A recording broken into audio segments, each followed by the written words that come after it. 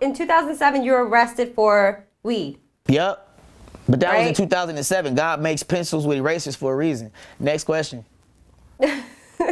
And then 2014, you talked about like it was like a domestic issue. I've never had a prior domestic case. Okay, but like it was in the media, right? Just. Oh, you just so talking you could about me defend- going over there? No, that's not domestic. That was criminal threats. I went over to the It lady. was like a death threat, yeah. Yeah, it But was then basically because she, it's for y'all that don't know, it's a app. I believe it's called mobile spy, some shit. But to where I can basically type your number in that app, and I can see everything. I can see everything you doing right now on your phone. It's like I can watch it like a movie. You dig? Like from the time you type in your code, all your contacts I have access to. I can send text messages from your number and everything. So I dug some dirt up and found out that's what she was using. So she was basically sending me text messages, and they were coming from my wife. Then they were going back, and then they were coming. I'm like, we sitting. Did you say I didn't text you that? Did you text me that? Nah. It was that kind of shit going on. So the last time that she had texted me, she had hit me with the, you know what? Well, we're gonna just I GPS where you are, and she took a screenshot of where I was, and so I said, bitch, I'm coming to see you. You only on the next block. So. So I went over there, you feel me? Like, I got my kids in here, my stepkids at the time, you know what I mean? Like, you ain't gonna jeopardize my family. So I went over there, and from the time I hit the block, mind you, my girl at the time, she trying to, drive all slow. Orlando, get in the car. Go ahead. I'm like, oh man, fuck all that. So I'm tired of hearing her mouth because she had caught a condom in my pocket. So at the end of the day, I, just kept on walking, and from the time I hit the block, I just start. I don't give a fuck about none of this, just letting my emotions go because, you know what I'm saying, I was basically trying to build myself up to get to the point to where I wouldn't, you know what I'm saying, I wasn't trying to intentionally like harm that woman, you know what I'm saying, but I did want to, it pissed me off that she wouldn't come outside after I knocked on the door. I went up there first and knocked on the door. And then she played me like, oh, I'm scared. I'm scared. And I'm like, what are you talking about? Like, number one, she didn't pay her light bill or whatever, so her lights were off. Only thing she had that was like used as a light was her phone. So at the time, it was chaotic based off of the fact that she wouldn't open the door and address the fact that, she's a grown ass woman and why she playing kid ass games. So I went downstairs and I told her to come outside, and I told her I'll kill her, I'll kill her daughter, and I'll kill her mama and everybody else in her fucking family if she threatened my family again. So what was your relationship with her prior to? Like, how did she get access to your phone number? And I gave her my phone number because I was supposed to be teaching her daughter acting classes, and she was never on one episode of That's So Raven that I can remember. And if she was an extra, which is why I can't remember. So. And what happened after the fact? Nothing. I seen her on the streets, and her daughter ran straight to me, and I picked her daughter up, you know what I'm saying? And I squeezed her daughter, and it was the day of her birthday. And I said, don't worry. She said, I'm so sorry, Orlando. I said, don't worry about it. I was like, like, Charlene, it's all good. I was like, God bless you. I said, and you know what? Since it's the baby's birthday, I'm like, I got something for the baby. And I went over, dropped it off. And she, did a puzzle with the baby and everything like that. And I got up on, like, you know what I'm saying? So I pray that she's all right. Your wife didn't have an issue with you going back, not like... No. My girl, that was my girlfriend at the time. Okay. That I was dealing with, but she didn't have a problem with me doing that because it was for the kid. I was going over there. She was like, oh, well, she can call the police on you. I rock with God. So I just went over there through the love of my heart and played with the baby. Yeah. So, all right. So after that, the most recent legal troubles that you were having is with the issues with your wife. Yeah. Do you want to talk about that? Yeah, I'll talk about it. I pulled her in the car by her pants, and that was it. I didn't hit her. Then, baby, get your ass over here. Come here. Come here. Come here. No, daddy. You hear? No, daddy. But no, like it was basically we was in a I like to call it lukewarm relationship. I mean, argument But you know, it was cool. It is what it is. But how did the cops get called? The cops we were on cops' property. They was walking by and I was flipping their ass off. Get out the tell them to get the fuck out of my business. So at the end of the day, they they looked back and was like, oh, okay. And so the officer basically told my wife she didn't have to provide any ID because it was in the trunk. So I was like, when he came to me, he's like, what's your name? I said, Orlando Brown. Who are your ID? I was like, well, I mean, it's only fair. You just told my wife she don't have to provide any ID. I told you my name. That should be cool enough, right? Let's be fair here. And so he, well, oh, okay. So what's gonna happen is, how about you just give me your ID, or you're gonna go to jail for obstruction, and I can call my friends out here, and we can just make sure not only that you get out of the car, but that you go to jail for obstruction. I said, oh, so you trying to gangbang on me now? That what you trying to do? He's, oh, so I just. And I handed them, by the time I gave it to my wife, oh, it's too late. So then, so that I got six old ass cops taking me down, little old me. I ain't got shit on me. Ain't nothing going on. You know what I'm saying? It's just little old me. You know what I'm saying? Put my face in the ground, put knees all in my ribs and shit. You lucky I didn't sue like Tupac, you motherfuckers. But it's cool though. I ain't tripping. You know what I mean? I just want to get the situation done and over with. But at the end of the day, you know what I'm saying? I'm gracious and grateful to God that nothing happened to me crazy in jail. I was running that bitch when I was in there. I was trustee and everything. I know the ins and outs of that bitch, boy. Let me tell you, boy. I know, nigga, I was giving the sheriff their keys, nigga. So look, but at the end of the day, man, it really was a humbling experience going through what I went through, and I'm truly apologetic to any fans that I've let down or anything like that. But just I want you guys to please start looking for more of a wider story. You know what I mean? Don't just be so one-sided, because the media is quick to bombard you with a plethora of stories simultaneously right after they leave. It just so happens to be my name. They leave off my name on a bad note and say they'll be right back, but they never do come back, do they? That part. So when it comes down to it, just check the facts and never really believe a lot of the shit that you hear out here, real talk, and unless it's coming from the horse's mouth, and I am that horse. You know what I mean? Yeah. So, what's your relationship now with your wife? Because it's beautiful. You guys are still on? What are you talking about? Yeah, we just got into an argument this morning on my IG. Orlando, now you know damn well on Instagram a week ago you had this long post. Yeah, but at the same time I put another post up saying that what you since you following, nigga, you since you following. Saying what? No, I owned up. I said, hey. Wait, let me ask about that first. Yeah, but I said, hey. At the end of the day, I owned up and manned up to me making an assumption and thinking out loud. I was thinking out loud. You know what I'm saying? And it is what it is. You know what I'm saying? So why you fucking with me? I got a gun for your ass too. Boom. Listen, I'm trying to help you out. I was just because. Obviously, you love her.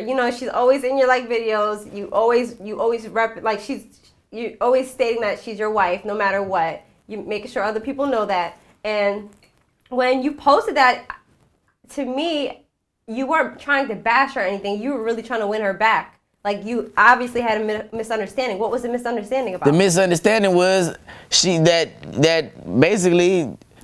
The misunderstanding was I was assuming that she did what I said she did. That was it. She was pissed off. How'd you make up for it? Oh, I think you can think of a few ways, can't you? Get your mind out the gutter. I bought her some cheesecake. All right, so everything's all right with your family. I mean, your wife, your relationship. Yeah, everything is great. Everything is great. She just packed my stuff today and put it out in the garage and I think that she's trying to kick me out today, but it's okay. Everything's You said she's trying to kick you out today. Oh yeah. All of this beauty, yeah, in its entirety. Why? What happened? I mean, she wanted my headphones. And Dude, what? I had 2 pairs of headphones, and so when I didn't give her the headphones, she got mad and tried to take her bracelet, and she said, "Give me my bracelet, give me my bracelet, give me my bracelet." And I said, "Back up, give me my bracelet, give my motherfucking bracelet. It's mine, it's mine." So I was like, "All right, well, so look, man, just back up off me." And I just walked down the stairs, and then she closed the door like, boom! And I was like, damn, she mad. So I go downstairs, and I'm sitting down there, and I'm like listening to the computer. I opened up the computer, and I'm like, you know what, let me put this away because it's hers. So she comes downstairs in some thongs, and then she walked downstairs in the garage with some thongs on with her crazy ass, and then she had the audacity to go upstairs in her thongs and grab my shit and put it right in front of me like it was gonna scare me. Ooh. She's mine forever. And forever will she be mine. I'm not going no damn where. She better just give me my goddamn keys back. That's all I say. Okay, for your relationship with her, is it like always back and forth, or it's just like it seems like it's a funny like I mean, you had a reality show? It's great. Yeah, it's definitely a great relationship. I just right now I'm working on the. I've been very patient and I'm waiting on just the change in a change of attitude and direction, and she's been working hard on that. She's been very independent for a long time. So therefore, she's the one that dictates and all that. But now that she has a real man in her life, it's not that I'm controlling or trying to, put my thoughts into her and change her as a person. No, I love her for who she is, which is why I want to marry her. It's just, if I'm able to change a few things to make sure that I be with you because you asked me, then it should be the same. You know what I mean? So at the end of the day, is we're there and we're here. And I think we're going to be just fine, and it is a fun relationship. How long were you guys together for? Like, how long have you been married for? Well, no, actually, that's the thing. We're engaged. I'm a man of faith, so therefore, when I say wife, I strongly believe in that. And when it comes down to it, it's more like it is what it is. That's my fiance, and we plan to have you guys watch the wedding. Hey. What do you mean? So would you have it on like a reality show or something like that? Yeah, we got something brewing. Yeah, it's a couple of deals on the table right now, so I don't know right about now. I like the $1 million deal, baby. Don't you like the $1 million deal, baby? I like that one. That was real nice. It's because I'm very, very proud because like I said once before, I orchestrated and I strategized this strategy myself. This marketing plan was directly given to me by the Father himself. So I give him all the credit, and I thank him for just using me as a tool to be able to get his message across and my own message across. You know what I mean? Like, we're not perfect. I know that I'm not perfect, but at the end of the day, the Bible does say, "Come as you are." That don't mean come into the church house asshole naked, but it means come as you are, and I came to him as I was, and he accepted me nonetheless. So that's basically it. I think that it's crazy because a lot of the people that used to represent me, motherfuckers, I'm sorry I can't represent you anymore, and I'm sorry, well, young star bitches, how about that? I represent myself. So now I've been a founder and CEO of Young Star Entertainment for over 15 years now. I believe that learning from the greats like Sean Combs and Birdman and all of them, it's like it's all about making sure you build your brand, and this brand is gonna definitely take over the world, I believe, because there's a lot of young stars all over the world. And with the outlet of all of the people that I have on my team and my officials, I think that we're gonna provide a service that's gonna be very historical, and we're gonna create a lot of new stars and bring a lot of great talent to the world. And I'm excited about it. Yeah. Yeah. So you mentioned on social media that the Fix My Life reality show, they were interested in casting you guys. Yeah, I'm supposed to be doing the Ayana Van Zant Change My Life, but it's not for drugs, obviously. It's for It's for my family. I've been wanting my family to get back together on a strong note, and I feel like I've been distanced based off of the past moves that I used to make and how immature I was. And it pushed a lot of people away, and it closed a lot of doors, and it turned a lot of heads to the right and the left. And it's really it's just really life-changing to be at this point in my life. It really is, because I'm happy. I'm so happy, and God is good. You know what I'm saying? It's been a long time coming, you know. So what has been the main struggle? the main struggle was always my attitude. It was always my attitude. I was you know, always the one that knew it all. But it's because, you know, just because you know something doesn't mean you gotta blab it out. You know, you never let your left hand know what your right hand is doing. You know what I mean? So people just got tired of me telling them what was gonna happen before it was gonna happen, before it happened. And then they got tired of the "I told you so's, nigga." So, so you know, it pushed a lot of people away. But you know, now everybody's, you know, back on board. You know what I mean? Even though I believe in keeping my enemies close to me, I definitely believe in second chances. And if I can give, if I can have a second chance to be able to cross over successfully, like I've never had, you know what I'm saying? Then I could definitely give other people a second chance, especially knowing that I've prayed to have the heart of God. You know, like I unconditionally, I love everyone, and like I said, you know, I want to truly apologize to anybody that I have hurt, and if you guys don't accept my apology, then fuck you. Well, okay, you have children, right? I have one son, yes. One son, and there was a clip where you weren't notified about his birthday party? Yeah, I wasn't notified. Yeah, that's what I meant by my family. Yeah, you know, they push me out of things like that. And even when I had the producers reach out to my mother, she still didn't call, and she called my wife's phone, but she didn't call my phone. And you know, it's okay, you know, because I'm not worried about it. I know she's all right. I know she was not feeling well last time I did speak with her when I sent my son his Christmas gift. But at the end of the day, I know she's all right, and you know, I'll be seeing her at the show on set and everything. And my stepdad's gonna be there. I told them I wanted to, because they asked me who they basically let me help produce, and so they asked me who I wanted to be in the show, and I just basically let them know, you know, I wanted my entire family there, you know, and so they can put everything out on the table, and we can get to the bottom of why I'm not getting phone calls, but expected to call, and little things like that, you know. We can just nip everything in the bud. Who has custody of your son now? My mom does right now. My mom, because she knows I'm very busy, and a lot of the things that are going on. Gotta make sure that the little man is secure. So, but he will be with me every time I'm on the set, and and all that good stuff. You know, I gotta get a tutor and stuff for him for those times. But yeah, you know, schedule looks long. Was that by choice? Was what by choice? Having him? Giving her custody of your son? Yeah, that was by choice, definitely.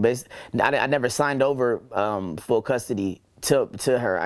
We did a partial cut, like partially, like she has custody based off of the fact that if she ever needed to, you know, get some school paperwork signed, or, you know, take him to the doctor, you know. But by any means and no means will she be, you know, using them for taxes and shit. So, where's his mother? Is his mother still, like, in his life? I don't know where the bitch is. Don't care about the bitch. Don't want to talk about the bitch. How about that? So you basically took the lead as, like, the father, the mother, and your mom is helping you out as well. Yeah, my mom's so phenomenal. She's phenomenal for stepping up and being the grandmother that she is, and you know, I praise God that I do have a great family. You know, we just gotta sharpen some things up, and you know, when Mr. Brown calls, everybody come running. So that's what's about to happen. Yeah. No, I've noticed that you don't take a lot of criticism that's thrown your way. Like when people have some things to say, they're hating on you, then they find a way to dig at your wife, and they mention her past relationships and stuff like that. Oh, you talking about with And, Nate like, Dogg, the Nate Dogg thing? Yeah, and you shut people down over that because it was like it's in a way it seems like she's very quiet. You know what I mean? She doesn't even want to talk when you're on the Oh, you're no, putting the camera in her she's not face. quiet. She's just intimidated right now. But when it comes down to it, it's more like, I'm more like I'm happy with who she is as a woman, and regardless, she could be the most meanest bitch to me. Literally, she has been sometime. But at the end of the day, I love her unconditionally, and I'm going to always break for that person, you know what I'm saying, that I love, which is her. Like, there's nothing that she can do. I've never loved nobody, you know what I'm saying, as much as I love her, and I truly, you know, like I tell her all the time, if she's not in cahoots with what's going on, and if I'm not the man for her, then clearly she needs to, you know that I'm the kind of man that will do whatever she needs to get. Well, I'll do whatever it takes to make her happy, even leave. You know what I mean? Just because that's how much I love her, you know, and she sincerely knows that, and I don't think it's gonna ever get to that point, but I know that she's hanging in there, and I'm hanging in there, and we're taking everything day by day, and we're praising God that all the business is going well for us. You mentioned earlier when you were talking about fixing family issues, you mentioned like the drugs. Now, there's been rumors about like meth being the one of the Scanty, drugs. the Scanty Ashanti, ain't it this shit? What's the code name? Scanty Ashanti. Yeah, man, that crystal meth shit. Yeah, well, nigga, I was selling it. So shut the fuck up with the bullshit. Yeah, hustling, getting that dope. You better ask Jay-Z, nigga. Ask Master P, nigga. See what I'm saying? See what I mean? So you're saying that those stories are false, or is in fact it was in your possession I'm definitely saying that shit's so false. It's hilarious. That shit's so funny to me. But at the end of the day, you know what? No, everybody has a side. Like, everybody has a side. Whatever. But the fact still remains that I was searched 3 times before I went over the threshold, and they found nothing on me.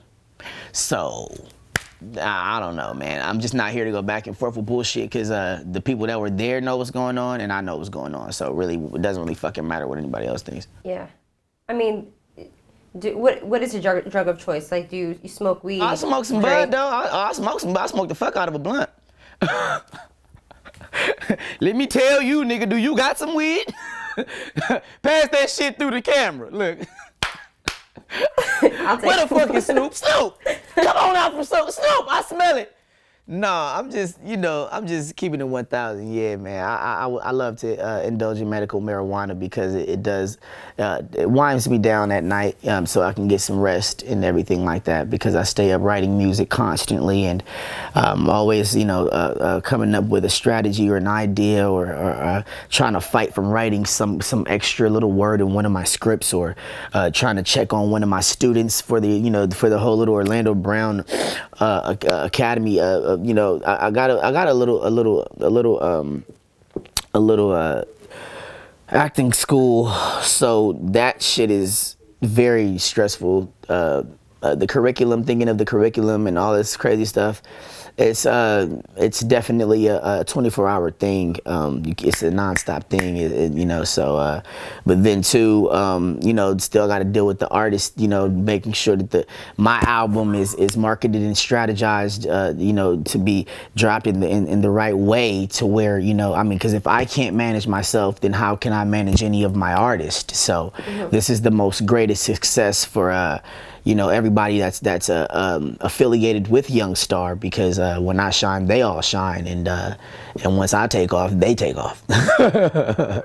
So how long have you been doing rap, and what should people expect from your album?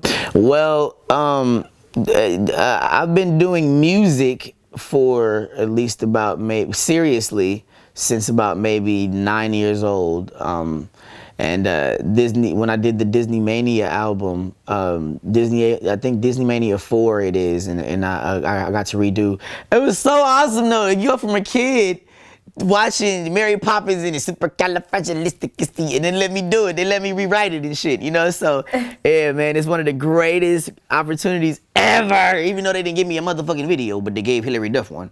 You know, it's all good. You know, everything was great, man. Everything was great. But you definitely, the name of the album is entitled Fuck My Fame. And, let's see, you can just look forward to features from Kyle Massey, Raven Justice, Raven Simone, the Young Star family, and I got some great stuff for you guys, and you guys can look forward to hearing some truth, some truth telling, some shit talking, and some real nigga shit. So there was I have to ask this because it was like on Twitter, someone mentioned that you said that you were on Straight Outta Compton? Yeah, well, they cut my scene out of the movie. Thanks a lot. You know, Mr. F. Gary Gray. Then the motherfucker gonna ask me if I like it. Did you like it? I said, yeah, I loved it. I didn't want to say, but you shouldn't have cut me out the motherfucker. You know what I'm saying? I was just so grateful to be even a part of it. You know what I mean? So you do see me get thrown on a car, and then you do see me shake O'Shea's hand as he goes in to the house. But as far as me, I think it might be on the deleted scenes. But other than that, yeah, the scenes were my 2 scenes were deleted. Yeah. What was your character? You was just... I played J-Lo, and I was Ice Cube in Dr. Dre's Crip homie. How was that atmosphere on set with Ice Cube, Dr. Dre? Well, the atmosphere in this set is as hot as a motherfucker, which is probably why I'm shining. But the atmosphere on that set was very, very, very awesome. It was great. I mean, the energy, just the flow, you know. I can't wait to be able to work musically with Dr. Dre and actually have the opportunity to sit down and give him my mind and see if it's worth him even taking the time out, and listening, you know. I just want to see what can transpire there one day. But other than that, right now I'm just pushing and blasting from me being the executive producer I am, and we're doing pretty well. Him kind of crying and me crying, so you know what I mean, it was no more words. A couple of days later they tell me he died. How did you feel when they said that? I mean, did you know that he was gonna die when you saw the tubes? No? You thought he could just pull through? Give me a second. To go through all you went through and your end result is being killed in a drive-by, affiliation is like way beyond the aspect of because you could have been here and left a way better mark.